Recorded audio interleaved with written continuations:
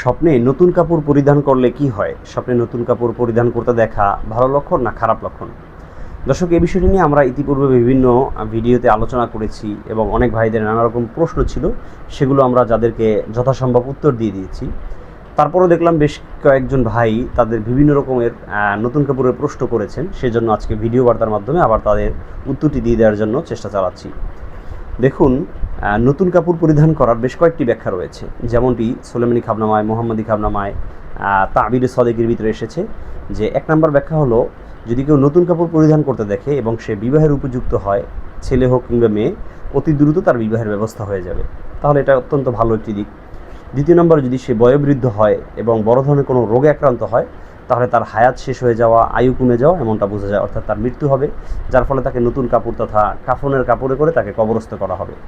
3 নম্বর হলো, তার কাছে কোনো সুখবর আসবে, সুসংবাদ আসবে এমনটাও বোঝা যায়। 4 নম্বর হলো, আল্লাহ তাআলা তাকে মানুষের কাছে এত জনপ্রিয়তা দান করবেন যে সমস্ত মানুষ তাকে কাপড় গিফট করবে, তাকে সবাই ড্রেস দিবে। এক জায়গায় গেছে বেড়াতে, তাকে পাঞ্জাবি, তাকে শাড়ি, বা সে যেই টাইপের মানুষ সেই অনুযায়ী তাকে ড্রেস দিবে, এমনটাও হতে পারে। তাহলে মোট 4টি ব্যাখ্যার কথা আমরা জানতে পেরেছি। প্রত্যেকটি ব্যাখ্যাই কিন্তু অত্যন্ত তাৎপর্যপূর্ণ এবং ফলপ্রসূ। সেজন্য আমাদেরকে ভালো দিকগুলো আল্লাহর কাছ থেকে চেয়ে নিতে হবে, খারাপ যে দিকগুলো রয়েছে, অনিষ্টকর দিকগুলো রয়েছে, সেগুলো থেকে আল্লাহর কাছে প্রার্থনা করতে হবে, মাফ চাইতে হবে, আশ্রয় চাইতে হবে।